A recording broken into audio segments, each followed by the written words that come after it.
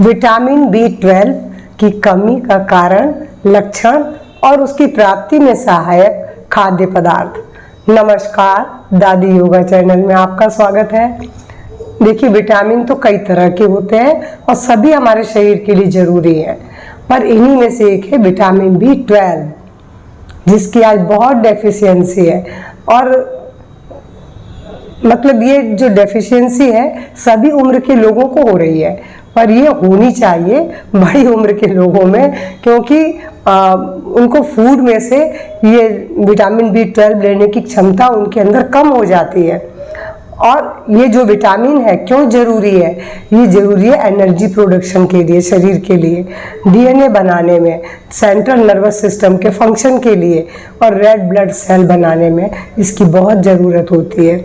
और जब ये शरीर में इन कारणों से कम हो जाता है, जैसे कुछ चिकित्सा स्थितियाँ या फिर कुछ दवाएं इसकी कमी का कारण बनती हैं, शराब का सेवन, यहाँ तक कि गैस्ट्राइटिस, और या फिर शरीर में हाइड्रोक्लोरिक एसिड कम बन रहा हो, तो भी ये मतलब ये हमारा जो शरीर है फूड को ले नहीं पाता है, तो हमारे शरीर में कमी होने लगती है। इसीलिए मैंने बोला कि 60 साल की उम्र के लोगों के लिए तो हो सकता है, पर आज तो यंग एज की जनरेशन में भी ये समस्या आ रही है। अब अगर ऐसा है तो आपको लक्षण क्या दिखाई पड़ेंगे? सबसे पहले तो आपको एनीमिया हो जाएगा और इसकी वजह से सांस लेने में दिक्कत हो जाएगी, थकान, कमजोरी, पाचन आपका डिस्टर्ब हो जाएगा, मुंह में छाले, और या फिर जो नर्वस सिस्टम वाली जो प्रॉब्लम है तो नर्व डैमेज होने लगती, जिसकी वजह से हाथ पैर में मतलब कंपन, झंझनाहट, सुस्ती, याददाश्त कमज़ोर हो जाना, फोकस कमज़ोर हो जाता है, और इसके साथ साथ ये जो आँखें हैं वो भी कमज़ोर हो जाती हैं। हाथ पैर के अलावा कंफ्यूजन बहुत बढ़ जाता है, डिमेंशिया, डिप्रेशन, दौरे पड़ना, ये सब तो इसके हैं लक्षण है। और ये लक्षण दिखाई पड़े तो देखिए, मैं तो बोलूँगी कि सबको योग, पाचन से संबंधित योग तो सबको करना चाहिए, क्योंकि जिसकी वजह से भोजन ढंग से पचेगा। अभी मैं आपको सिर्फ 2 प्राणायाम बाद में बताऊंगी, पहले मैं आहार बता दूं। देखिए, एनिमल फूड में तो पर्याप्त मात्रा में है विटामिन बी 12, पर सभी लोग नहीं ले सकते हैं एनिमल फूड, क्योंकि अंडे में बहुत है, पर जो लोग अंडा खाते हैं उनके तो शरीर में पूर्ति हो जाती है। मगर जो नहीं खाते, जो वेजिटेरियन है, वो भी ऐसा नहीं है कि नहीं कर सकते। दूध, मिल्क प्रोडक्ट, खास करके गाय का दूध, दही, पनीर, छाछ, इनमें पर्याप्त मात्रा में, अगर आप 1 गिलास भी दूध पी लेते हैं फुल होल मिल्क, तो आपको मिल जाएगा। और दही खा सकते हैं, मैंने बोला, पनीर में भी है, और छाछ भी लेंगे तो छाछ से भी पूर्ति हो जाएगी विटामिन बी 12।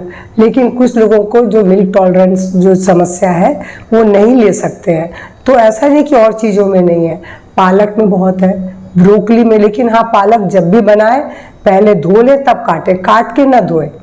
और चुकंदर, ब्रोकली, मशरूम, गाजर, आलू, इनके अंदर भी है।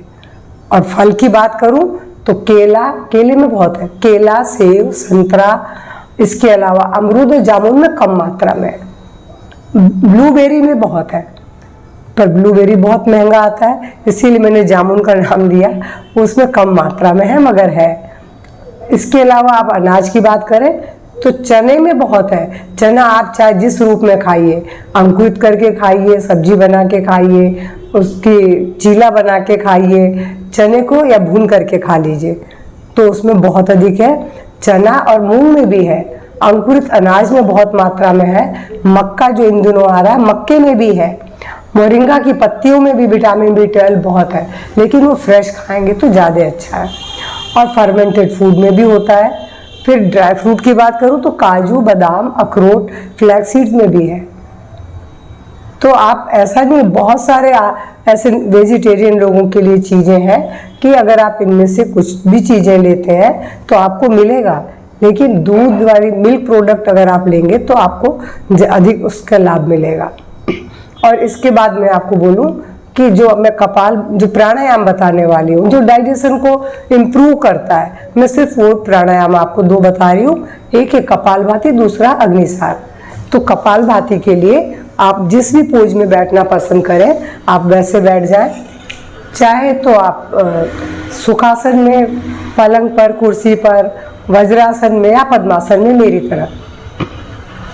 कपालभाति के लिए अपनी मुद्रा बना लें और उसके बाद आंख बंद करके सबसे पहले एक लंबी गहरी सांस लेंगे, छोड़ देंगे और उसके बाद कपालभाति। कपालभाति का अभ्यास को 5 मिनट करना होगा।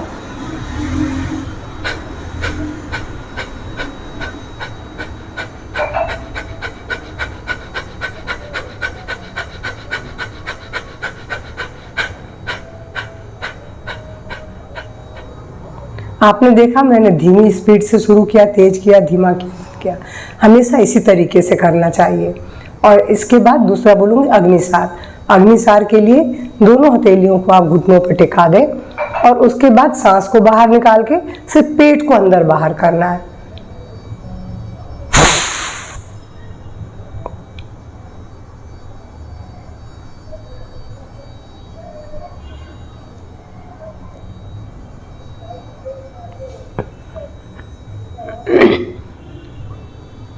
जब सांस लेने का मन हो कि अब हम सांस लेना जरूरी है, तब इस प्राणायाम को रोक दें। उसके बाद सांस लेने, रिलैक्स हो जाए, फिर दोबारा करें। यानी खाली पेट 4 से 5 बार इसका भी अभ्यास करना जरूरी है। एक बार में आप 15-20 स्ट्रोक तो ले सकते हैं। जो जिनको आदत है वो 30, 35, 40 भी ले लेते हैं, मगर इतना तो कोई भी ले लेगा। और उसके बाद मैंने जैसा बोला कि इस प्राणायाम को करने के लिए आपको मतलब अगर डाइजेशन सुधारना है तो कपालभाति और अग्निसार जरूर करें। तो मेरा आज का वीडियो पसंद आए तो लाइक शेयर करेंगे। हो सकता है कुछ लंबा हो, लेकिन आप पूरा देखें, आपको लाभ मिलेगा। मैंने बहुत सी बातें बताई हैं। और मेरे चैनल से पहली बार जुड़ रहे हैं तो प्लीज़ सब्सक्राइब भी करेंगे। नमस्कार, धन्यवाद।